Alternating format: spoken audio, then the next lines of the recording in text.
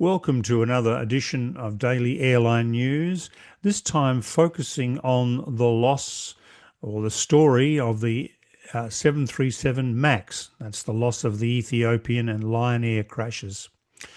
So we're going to start today with the first of 6 episodes that will chronicle what really happened with the 737 MAX, the missteps, the assumptions, the wildly inaccurate lay media reporting, and the lessons that Boeing and the entire industry has learned from those two tragedies. The Boeing 737 is one of the best-selling commercial jetliners in history, with over 12,000 delivered and 17,000 ordered. It has been in continuous production since 1967, and its evolution reflects the broader story of commercial aviation over the last 6 decades. Understanding the 737 means understanding the push for efficiency, safety, and market dominance in the narrow body sector. Richard, quite an airplane.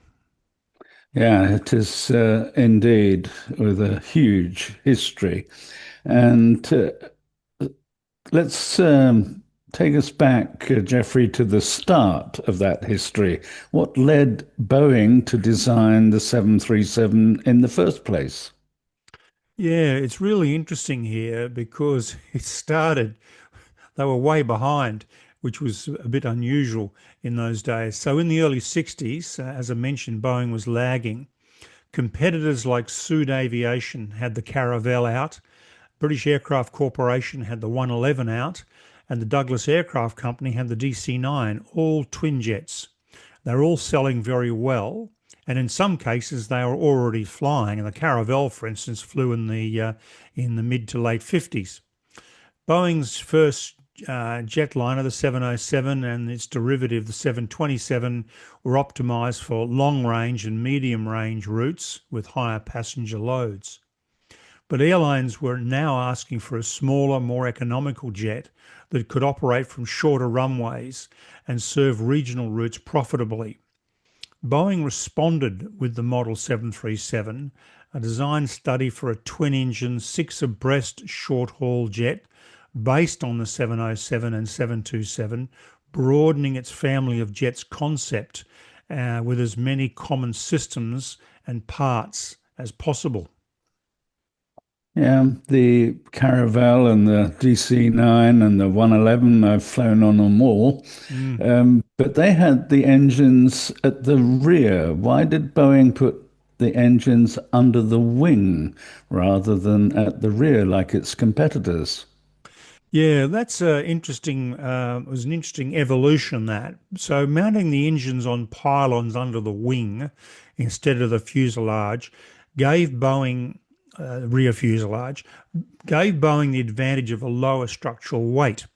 Now its competitors had launched their designs earlier, and they were focused on designs optimized for short runways, so engines at the rear, T-tail type arrangement.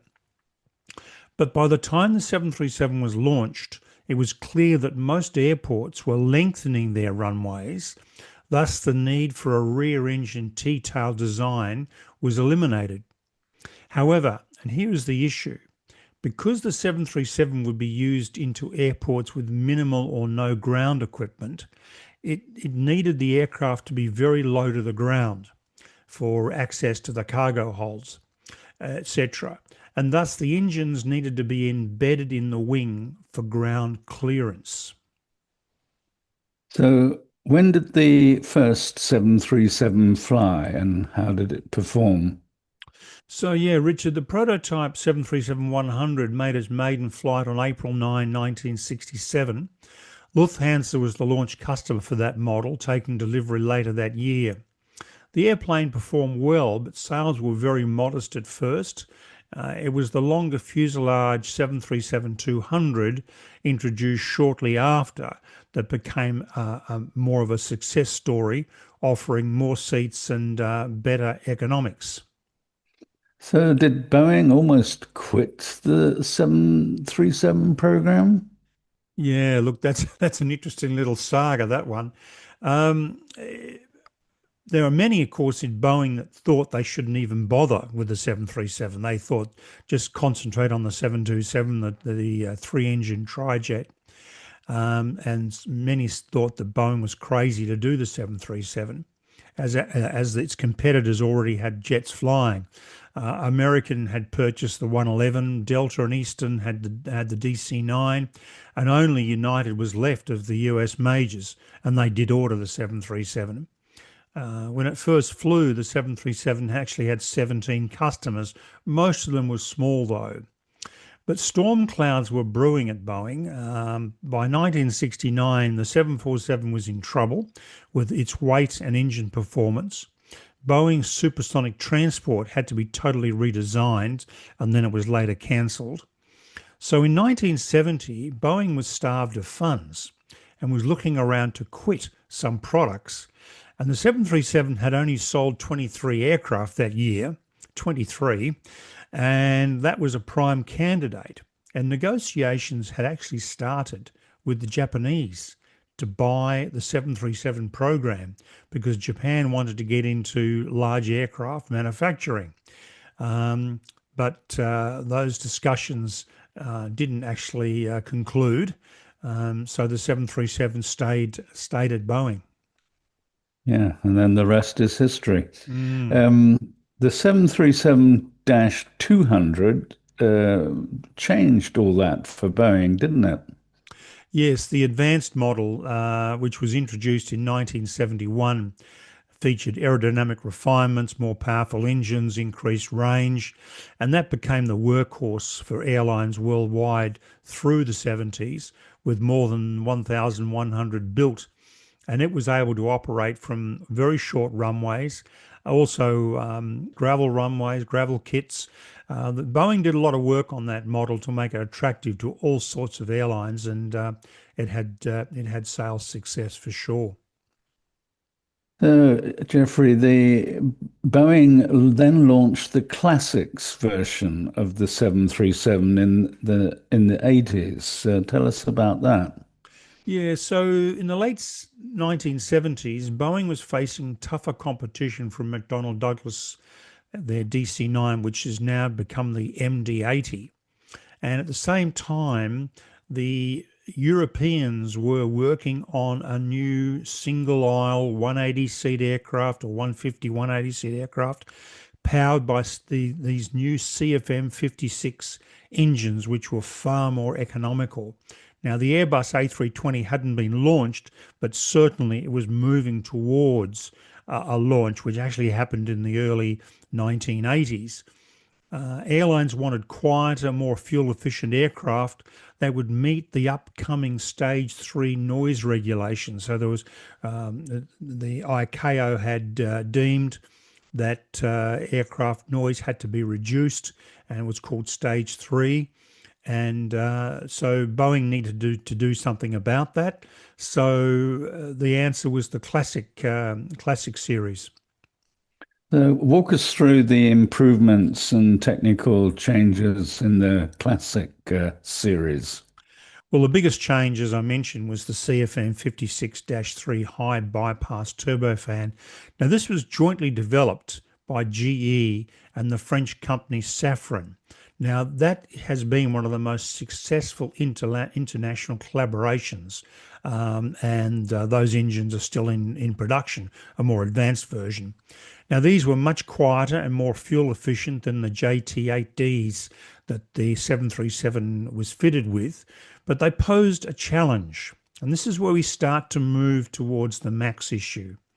The 737 had a low ground clearance, as I mentioned earlier, because it needed to be close to the ground for loading of cargo and whatnot. So Boeing solved. And the CFM 56 was a bigger engine, bigger front fan, which is what efficiency was all about. So Boeing solved this problem by flattening the nacelle bottom and moving the engine accessories and systems to the side of the engines, to each side of the engine. So they're able to get around that problem by doing some very creative tweaks. The wing was redesigned for better aerodynamics and more fuel capacity, while the cockpit was a partial transition towards electronic flight instrumentation with CRT displays on later models.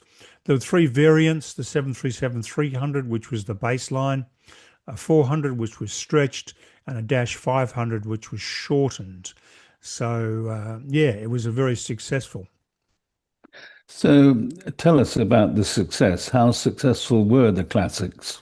Well, hugely so. Boeing sold nearly 2,000 of them, and the 737 had now overtaken its competitors. The MD-80, the 111 basically was out of production, the Caravelle was out of production, and so it was now the dominant narrow body. Thanks to the combination of economics, reliability, commonality with earlier models. But the competition from Europe was about to get much, much stronger, and even greater improvements were needed. So the next generation series was then born. Is that correct? Yes, it is, Richard. It was the arrival of the Airbus A320 in the late 1980s was a huge wake-up call for Boeing. The A320 had a fly-by-wire flight control system, a slightly wider cabin, a full electronic cockpit. To stay competitive, Boeing launched the 737 Next Generation program in 1993, aiming to bring the 737 into the 21st century. There were big changes with the NG Next Generation program. Yes, there were, Richard. The new wing, larger with 25% greater area and redesigned airfoil, allowing more fuel and better efficiency. There were updated and uprated engines, the CFM 56-7B with better thrust and lower emissions, modernised cockpit, full glass cockpit with 6 LCD displays and improved avionics, closer to the 777 standard, and cabin improvements are quieter with redesigned interior styling and operation and optional blended winglets as well. So the range was increased up to 3,000 nautical miles and with seating up to 189 passengers. So it really was almost a new aeroplane, and there were four models to choose from. So which NG model became the best seller? Yeah, that was the 737-800, seating a 184. It dominated sales, becoming the backbone of fleets around the world. United's got 141. Ryanair has 632. Americans got 300, and there are many others with large numbers. Over 7,000 NG aircraft were delivered or have before production ceased, making it the most successful 737 model.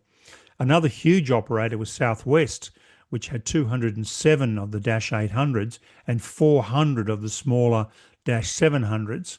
And we should also mention the Chinese airlines, and combined they operate over 1,200 of the Dash 800 model. So an incredibly successful airplane for Boeing. Wow. So why did they need the Max if they were doing so well? And tell us about where the Max came from. Yes, well, Boeing had decided internally that they were going to replace the NG with a clean sheet design called the Y1, brand new aeroplane using 787 technologies, carbon fiber wing, possibly a carbon fiber fuselage, but more likely aluminum, and it was going to have a 787 cockpit. However, production problems with the 787 had almost broken Boeing, and that's another story. So while Boeing had envisaged a clean sheet design called the Y1 to replace the 737 NG, Boeing and Airbus announced a new version of the A320, the Neo, with the new Pratt& Whitney geared turbofan engine and the new CFM LEAP 1A engine, offering 20% better fuel burn. So orders poured in to Airbus.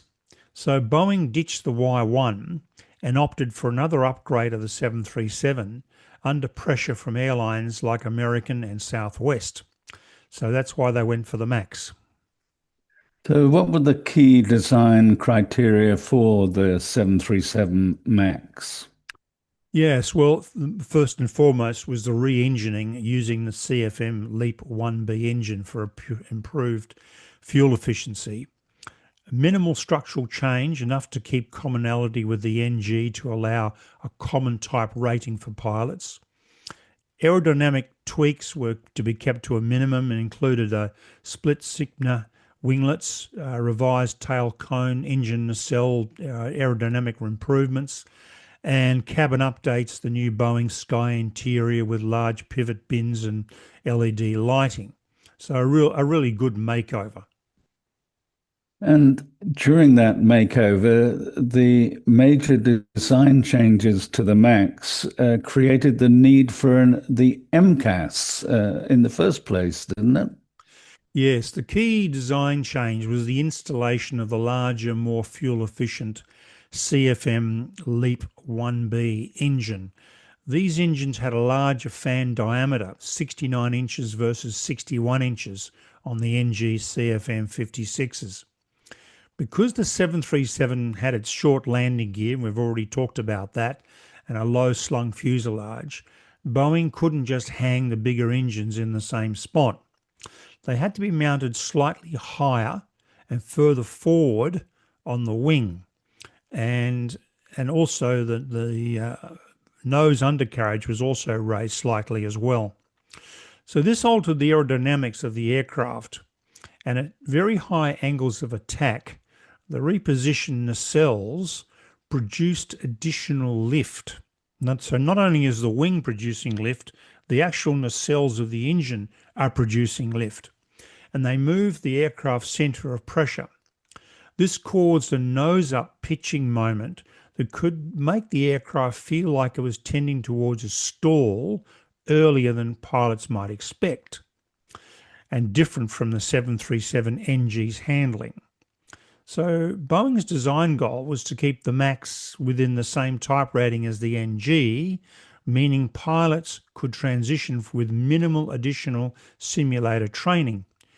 Any handling difference that might surprise a pilot needed to be mitigated. Hmm. But all the Boeing 737s, including the MAX, have the STS, the Speed Trim System, and only the 737 MAX has an MCAS. So, what exactly is an MCAS? So MCAS stands for Maneuvering Characteristics Augmentation System. It's a software-based flight control law integrated into the speed trim system. Its purpose is to automatically command nose down stabilizer trim in very specific situations: high angle of attack, manual flight, and with flaps up, to mimic the pitch stability characteristics of the NG. So only in those three criteria would the MCAS come to play. So, why use software rather than just accept the new handling qualities? Because Boeing and airlines wanted pilots to be able to fly the MAX like the NG without retraining for a new type. If the MAX felt different, for instance, if the nose naturally rose more aggressively in a steep climb, it could trigger regulatory requirements for extra training or even a new type rating. So MCAS was a behind-the-scenes solution to restore the familiar pitch feel, ensuring that the MAX handled like its predecessors in all certified parts of the flight envelope. We should add, this is nothing new and was pioneered in commercial aircraft by Airbus, so the pilots could be type rated across various Airbus designs such as the A320 and bigger twin-aisle A330.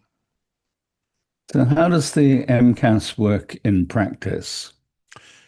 So when the system detects that the aircraft's angle of attack is high enough to risk approaching a stall and the flaps are up, MCAS automatically commands the horizontal stabilizer to trim nose down. This is not a one-time input. MCAS can reapply trim if the high AOA persists. The idea is to help the pilot by reducing the pitch-up tendency and ensuring the stick force increases as expected, making the aircraft more predictable and compliant with FAA handling standards. So was MCAS ever meant to be noticeable to pilots?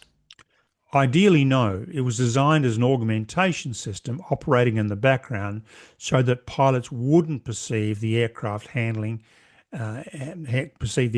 handling differently. This was in keeping with Boeing's philosophy of minimizing training differences between the 737 variants and preserving commonality and keeping the cockpit and its systems as simple as possible. So what was Boeing's failsafe if MCAS kept pushing the nose down? Well, that's a great question, and this is the incredible part of this story that it seems to escape attention. So while the software is hidden, so to speak, the results of a problem are not. The trim flywheel, the trim system, and there are two beside the pilot's knees, one on each side, spins forward and backwards as the aircraft trims itself automatically. Now we're showing a picture of the flywheel now. If there is a fault that activates the MCAS system, the flywheel spins forward. You cannot miss it. It's very noisy and it's quite annoying. The remedy for a runaway, it's what's then called a runaway stabilizer trim event. The remedy for such an event is to toggle back with a switch on the yoke. That's the pilot's yoke. Just toggle it back 3 or 4 times and the nose comes back up. If it does this repeatedly, you can keep toggling it back. But if it continues, you can switch the system off with the stab trim cut-off switches, which we're also showing you now. It's a memory item. It's one of those things like the fire drill. This one is a memory item. You don't have to look up any manuals. You're supposed to know it off by heart. Now, in the 737NG, there are 4 things that will cause a runaway stabilizer trim event. In the MAX, there are 5. So there's no excuse, really. A memory item, and you know exactly what you need to do. Well, it's interesting, and we're jumping a little bit forward here, but after the Lion Air crash, one of the first things that was done immediately was the FAA reminded everybody in an AD of this runaway stabilizer trim routine. They sort of reinforced it immediately that this is what you had to do. And of course, we're jumping, as I said, we're jumping the gun a little bit here. And we need to sort of take this step by step and look at how this whole thing evolved into these terrible crashes. But yes, the philosophy was to keep it as simple as possible. And as one Qantas technical pilot told me when talking about this particular tragedy, and Qantas does not have any Maxes in its fleet, it's got NGs, but he said, we want to keep it as simple as possible. We don't want our cockpits to look like a Christmas tree on New Year's Eve when something goes wrong. And this is where aviation has been going for years, is to keep as simple as possible the responses that the pilots need to make to an emergency, like the fire drill. Back in the 747, back in the 100, 200 series, there was about 22 to 23 things that you had to do if you had an engine fire. Now there's 3. And, you don't need to know where the engine fire started. You don't need to know exactly what part of the engine is on fire. You just need to do three things. Shut the fuel off, pull the fire extinguisher for that particular engine and land the aircraft. That's basically what it's down to today. Now, I know I'm oversimplifying things, and this is a really complex series that we're going to be doing here, but that's fundamentally what it's all about. Well, we'll be coming back in detail into both the Lion Air and the Ethiopian MAX crashes in future episodes and go through those step by step. Yes, and the next episode, which will be next Sunday or Monday, we'll be looking at the FAA certification of the MAX. Now, a lot of you have talked about that, and it'll be very interesting for you to know how that came to pass. A really fascinating story. So that's going to be part two of our look at the 737 MAX saga. And that's 6 episodes in all. So, Richard, we're going to be back tomorrow with questions about our last episode on the Air India crash Yeah, and we're glad to take questions on this episode too. So, as well. whatever questions viewers come up with. Yep. So, so viewers, thank you for tuning in. We hope you enjoyed the first instalment. Please like us. Please do subscribe to us. Please join us. We do appreciate your support. Keep those wonderful comments coming. Keep those fabulous questions coming. We do appreciate them. And Richard, thank you very much indeed for your time today in helping putting together this episode. You're very welcome. And viewers, please do tune in tomorrow. We look forward very much to your company. Thank you.